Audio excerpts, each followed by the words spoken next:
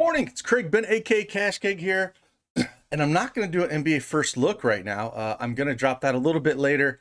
I'm going to do a showdown. We've got the Philly at Phoenix game, 225.5 over under. Philly favored by 1.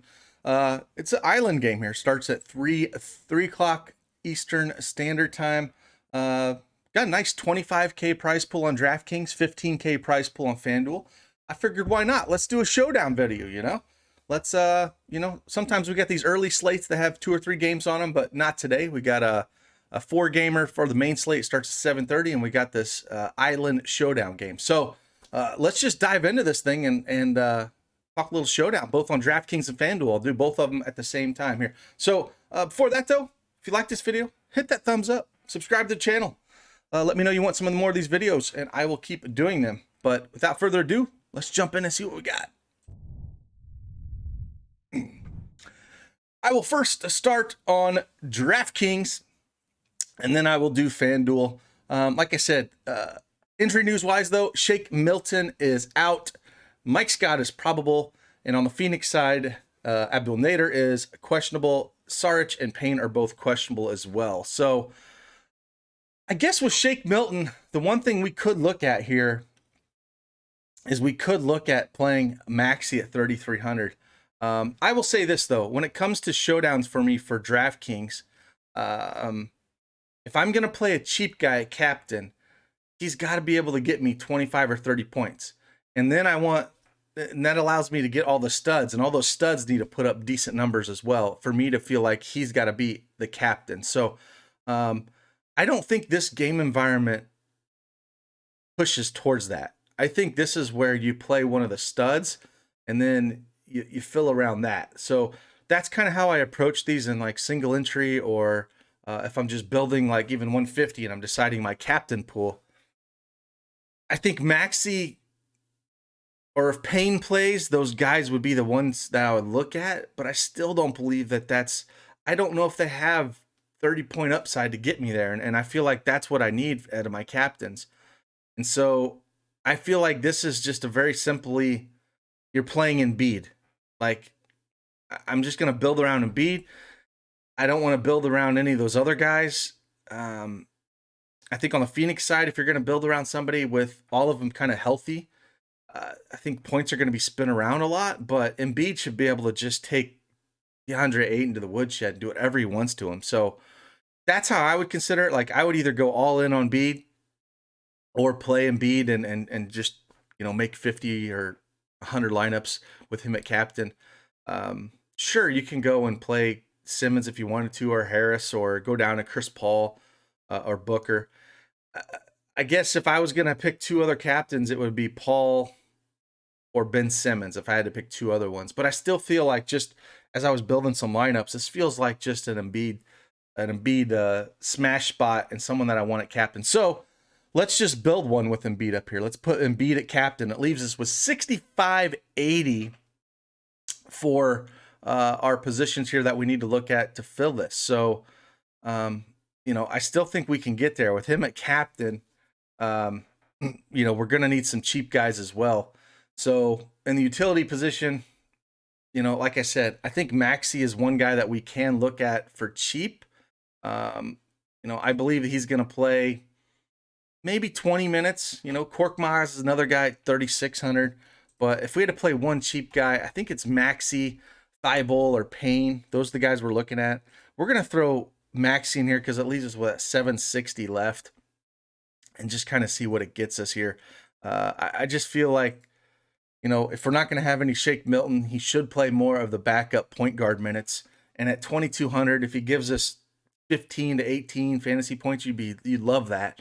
And he still allows you to play up for some more studs, And so that's why I don't feel like this slate is like put a cheap guy up at captain. I feel like it's spend up at captain. So with Embiid here, and then we can kind of look and say, okay, we got 76, 75 left for the remaining spots here.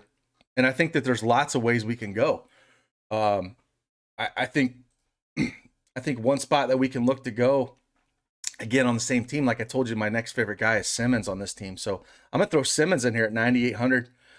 Again, I don't mind him up a captain as well, but I just feel like Embiid's going to put up a monster game here. It's a tight spread. it's just Ayton has never been a good defender, and Embiid should be able to just absolutely thump him. So, and I still think, even though you put Simmons in here, Simmons should be able to do a few things. 9,800. He's always got triple double upside. I know it's not a great matchup against Paul, but you have the salary to do it. And then on the other side, we got to bring something back from the other side. And again, with Chris Paul around, I think you just throw Chris Paul in here. I don't want Booker because he's just a pure scorer. And if Chris Paul's ever going to play alongside of him, I just never play Booker, and especially for 600 more. I think that would be even the fade. If you wanted to take a stand on 150 and fade a guy, I have no problem fading Booker and just playing more Chris Paul. It's risky, of course, but those are things and stands you have to take, and if you have some reasoning behind it, and then go with it. And then I think you can look at this in two different ways. You can take Ayton and feel like he's going to be playing a ton of minutes, and they're going to need his size against Embiid. But if Sarge comes back, they get one more big body. Frank the Tank's been starting at 6K. If Sarge comes back, he makes an interesting play. I will say this, though, like the one thing with Ayton, if we put Ayton in here, I worry about foul trouble a little bit. Like, he definitely makes me worried a little bit with foul trouble. But raw points projection, the minutes he should play 34, 35 minutes. It's a fine spot for him. He's been, 1.48 fantasy points per minute. They're going to need his size. I still think Embiid's just going to smash him. So if he gets into foul trouble, maybe then we see more Frank the Tank, or if Sarge plays. Sarge is interesting. He's only 4,200, and he could play some more minutes as well. So that's a way to think of it if we think Ayton's going to get into foul trouble. But I do feel like if I'm going to have him beat up at the captain and he's going to smash, I probably want two of the studs running back. And so I just prefer Chris Paul and Ayton over, say, Chris Paul and Booker. But if you felt like there was going to be foul trouble here with Ayton, then maybe you do put Booker here and you go run them both like that. Then you look for a 2,700 guy and you're like, okay, well, maybe Langston Galloway, he might be able to get there for me, just pure shooting. Or again, if Payne comes back and we know he's going to play decent minutes off the bench, I don't mind paying him as well. But the lineups just looked a little bit better. You throw Ayton in here. Now you're at 4,100. Then you got, Korkmaz here. You got my old buddy Danny Green, there as well. There's a few different ways to go. And if you didn't like that and you still felt makes you a little nervous, you could still come down, and play maybe a Miles Bridges or a Crowder. And then, you got 5,100 left here. Then you play a, Eton Moore again. If we get these other guys back for Phoenix, I'm not sure how many minutes he's going to see, if at all. So that makes me way, way nervous. So I don't think I'd go that route. But Cam Johnson's going to play a ton of minutes. We know Cam Johnson's going to play a ton of minutes. He relies so much on the three, though. I don't know how much I love that. I wish we had enough to get up to Seth Curry. But this is why I kind of like these builds. If you throw Maxey in with Embiid up top, it just allows you to do everything. You can play a bunch of these studs. And so I just like these builds. Like this just feels like a good way to build when I was building lineups here. And maybe you don't think it's Ben Simmons. Maybe you want to come down to Tobias Harris and play something like this and leaves you 5,500. Then you can get to Steph Curry. I don't mind that as well. That's another way to look at it.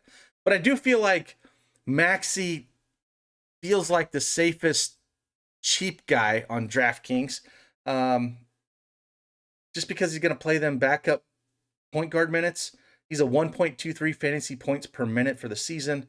I don't think he's going to play a ton of minutes, but if he plays 18 to 20 at that price tag, he should do something. Same thing with Cam Payne. If Cameron Payne comes back and plays the same amount of minutes, I have no problem playing him either. So I think it's one of those guys. If you want to come in here and say, okay, well, I don't want Maxey. Payne is coming back. I want to play Payne for 2K.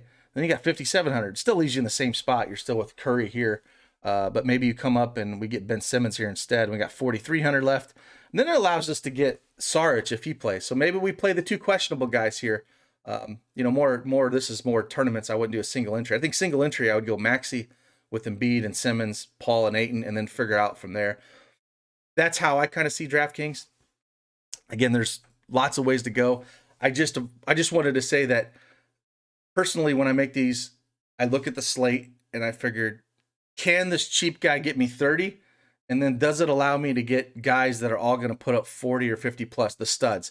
If there's only a few studs that score on that single team, there's no reason to play a cheap guy up top. If there's multiple guys that are going to score, heavily, if there's like two guys, like a good example would be like Brooklyn. Two of those guys are going to score probably 50 fantasy points. You're going to want those guys in there at some point. So maybe you can find a cheap guy and something like that can score you 30, and then you're just going to have the nuts. So, but in this slate, just looking at it, I feel like it's Embiid. I feel like that's the route I'm kind of going to go. Like I said, Payne makes an interesting pivot off of Maxey, but with no Shake Milton, Maxey should play those backup point guard minutes, and I just kind of like that. And I just never like playing Korkmaz. I mean, you could play Korkmaz, but the guy's just a defender. He's not a scorer. Maxey's a way better fantasy point player, so I'll go that route. So that's kind of how I see DraftKings. Let's head on over and check FanDuel out. FanDuel's a different beast. Like we've always said here, you're just looking, nothing changes in the captain spot or the MVP spot. You're just looking at raw points. So your raw points, MVP, star, and pro. This is very similar to DraftKings in a sense that, I still think you're going to roll Embiid up at top. I unless you see someone outscore him. I just don't. Like if I was going to run 150 today, I would just run 150 Joel Embiid and just think that he's going to outscore everyone else. So, and he allows you to get everything. We have enough cheap pieces to make this work easily. So again, if I'm running, I'm just going all the Joel Embiid and hope that he smashes like he should against Ayton. I'm just going to take a stand. That's how I like to do it. Because when you're building 150, I don't like making my pool. So I like taking a stand on, say, MVP, where I'm like picking one or two guys there. And then at star, I might have 3 or 4 guys. And then in pro, I might have, 4 or 5 guys. And then the rest utility. So the more you can take a stand at these top 3 positions, the more you can rotate these utility positions around to have a shot at taking it down. So again, Joel Embiid is going to be the guy up top. We still have 10,875 remaining. There's a lot of ways to go here. I still think you're going to take a chance either on Ben Simmons or Chris Paul. I feel the best about them, one of those two at the star position. So if I was going to take a chance, I'm still going to take Ben Simmons here, just because of all the peripherals that he gives you and everything that he kind of does. Again, Chris Paul, I have no problem taking as well if you think he outscores Ben Simmons. It's one of those two guys. I kind of feel like the chalk build will be these two up top, but again, I'm fine with taking Chris Paul. But I think Chris Paul, again, coming down to pro, it's so easy to take these top 3 price guys because we have 8K left, and there's plenty of cheap guys down here that we can take. So if you wanted to be different, I think if you put Paul over Simmons and swapped him here, I think that'll be a different build. I don't think a lot of people will go that route in single entry. And if you wanted to be even more different, maybe you go 2 Phoenix guys here. Maybe Embiid gets everything, and then maybe it's a Chris Paul and an Ayton. So let's first build this one out, and then we'll go back and mess around with the other ways you can go here. But with 8K left here, just building like a single entry thing, I think you can go a lot of different ways. Seth Curry 8K is just too cheap here. Again, I think you can slide him in this lineup as well. If Cameron Payne or Sarge comes back, if we know that they're not on a minutes limit, those guys are great plays at that price. I mean, great plays at that price, especially if Ayton gets in foul trouble. Sarge could come in and light it up. Danny Green at 6,500 here. Thibault, I don't mind so much down here as well at 6,500. Same thing with Maxey. Maxey's cheap. I don't think you have to go here, but say we throw Maxey in here, it leaves us with 9,500 left. You're just going to get up to Crowder. If we throw in Seth Curry here, he can get hot at any point in time. It leaves us with 8K left.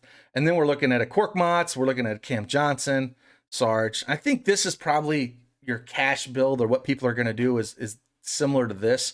These are going to be the top 3, and then you're going to make a decision. I think it's going to be like Seth Curry, and then like Korkmaz or Cam Johnson, or you're going to go this route and you're going to go to a Crowder, and then you're going to go down to a Danny Green, Maxey, like that range. Like I think that is the decision you got to make when it comes to single entry or cash games, I think. But like I said, let me come back up here and say, okay, well, maybe Simmons has an off day, and then Chris Paul's the one that's going to crush here and star on the other side.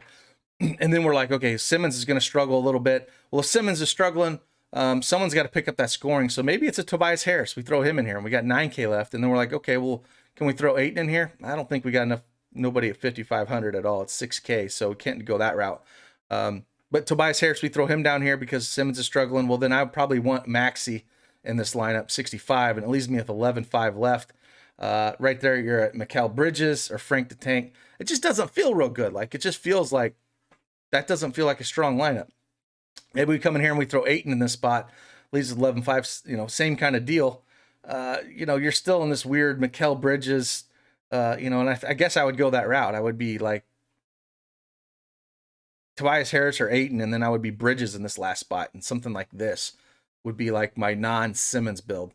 But like I said, I think I'm going 100% Joel Embiid up top. I just feel like he's going to be the highest raw score on the slate, and that's all you're looking for. You know, over here at FanDuel, it's, you know, their pricing's not going to go anywhere, so make that decision.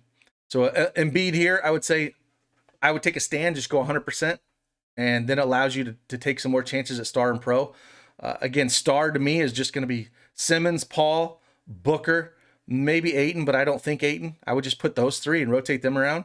And then down here at Pro, those three again, and then I would add in maybe Ayton and Harris to that group. And then I would just rotate all these guys through. And again, you don't have to, you know, you could still shrink your pool down. You don't need a lot of these guys, you know, all these guys down here that aren't going to do crap for you. But that's kind of how I see it. I think it's the Joel Embiid show. I think that's kind of the way you go about this. And I still think the cash build is going to be Simmons and Paul here. And again, if you flip-flop them, that makes you a little bit different. But this just feels like the safest way to build things. And that 800 left, and make your last decision here with Korkmaz, Johnson, something like that. That feels like the cash build and the way a lot of people will go on the slate, which I feel like is pretty straightforward. Again, when you get a slate like this where you have a guy that could score 15 to 20 fantasy points more than anyone else, because we could see a monster Joel Embiid game here, or he could struggle. Look at it that way too. You know, if you feel like Joel Embiid struggles, then I would load up on Simmons and Tobias Harris, and maybe look at putting some Howard in there if you feel like he struggles. The only way I feel like he struggles if he gets injured. So I just feel like he's just gonna just dominate Ayton here, and it's not even gonna be close. So I'm taking that stand. You know, it's risky because he's going to be chalky, but it's that decision. You either fully fade Embiid to me at the MVP spot, or you lock him in. Like, I don't feel like there's an in-between with probably the ownership that's going to be on him. So, again, I hope you enjoyed this video. I hope it helps a little bit in your decision-making process to play this Showdown slate. It's always nice to have these Showdown slates, you know, on an island like this where we can kind of dig into them a little bit. So again, nice price pools, 15K up top on FanDuel, 25K up on top on DraftKings. This is a nice $4.44 one here. It's about half full, so jump on in. It looks like it's starting about 4 hours, 4.5 hours, a little over 4 hours. And if you like this content, hit that like button, subscribe to the channel. I'll keep knocking these videos out for you guys, and I hope you crush today. And look out for the first look video. I will record this after I get a little Black Rifle coffee in me. With that, I'll see you on the flip side. Deuces.